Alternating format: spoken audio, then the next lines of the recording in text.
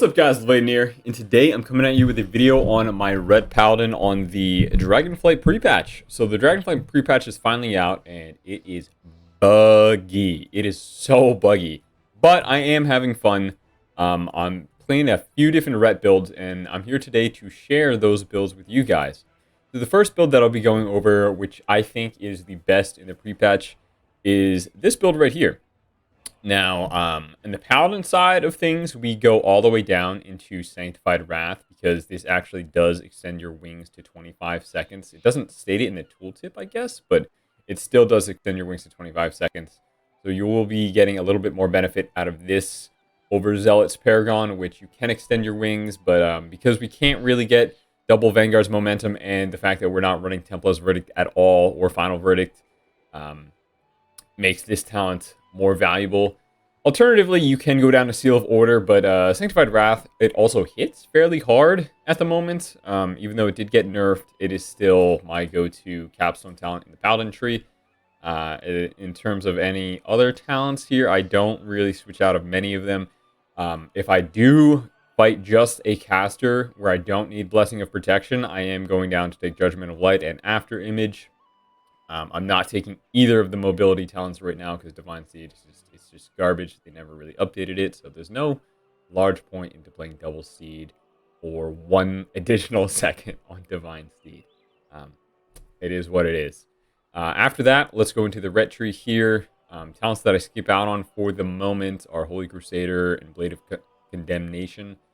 Don't think we really need those. In addition, I am not running Templar's Verdict as my main Holy Power Spender. Our main Holy Power Spender is Justicar Vengeance. It does more damage than Templar's Verdict, and does just a tiny bit less than Final Verdict. But if you stun a target, it does more. It's also kind of bugged on the tooltips, so I'm not exactly sure how it functions or how Final Verdict damage calculation is done, because right now the Final Verdict, it deals less damage than our Justicar's Vengeance. So Justicar's Vengeance does 10,200. This does 9,900.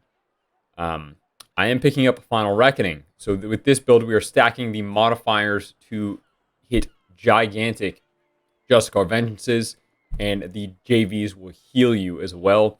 I'm also picking up Ashes to Ashes and Ashes to Dust because Wake of Ashes is probably our hardest hitting ability, right next to a JV into a stun, because Justicar's Vengeance does do 50% more damage into stuns.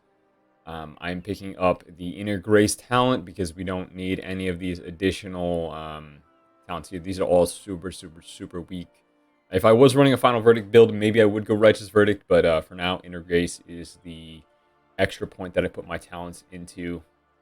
Final Reckoning hits really hard. There are a few other builds that you can go over that run Final Verdict.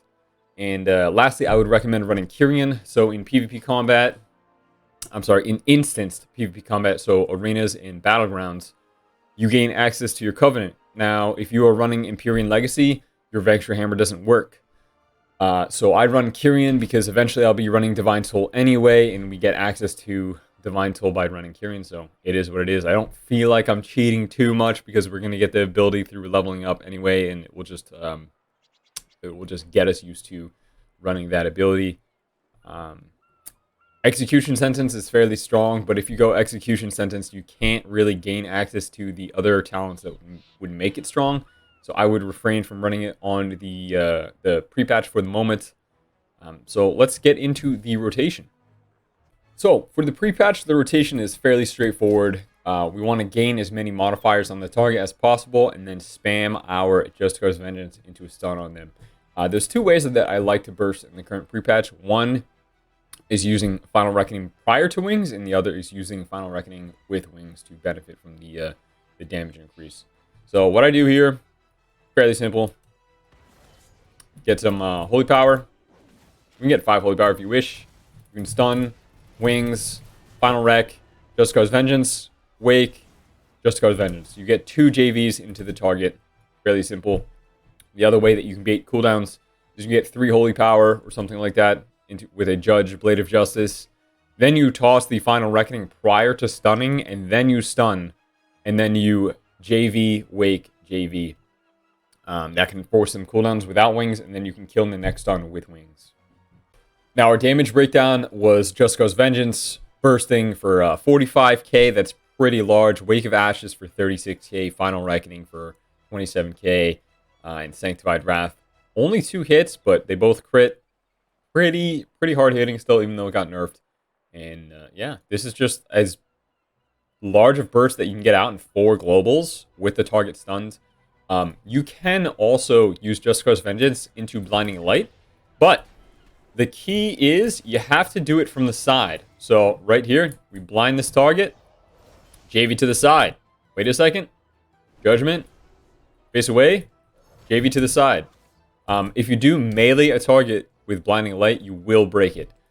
So unfortunately, because we're not Final Verdict and we're not Seal of the Templar, we do have to be very careful about our positioning, which can break the Blinding Light. But if you're like, let's see, right about here, you can Just Cause Vengeance target. You can use your Crusader Strike. It's really weird, but your melees do not go off. Just Cause Vengeance, face away. Wake of Ashes, face away. Wake of Ashes also will break your blind because it is considered radiant damage, not pure holy damage. Radiant is, I believe, fire and holy, something like that. Yeah, fairly straightforward. The other burst alternative, which I was saying earlier, gives them holy power. Final Reckoning, then you stun, then you JV once, twice. If you get some procs, you can JV a few more times. Wake of Ashes will also allow you to gain 3 JVs into a Hammer of Justice. Kind of similar to the way that we played in Legion, except, you know, now we have Final Reckoning and Sanctified Wrath. But yeah, that's about it, guys. I will leave the import string for this build in the comments below, or actually, I guess the description, whatever. Whichever fits better. I'll look as I'm uploading. It'll be down there.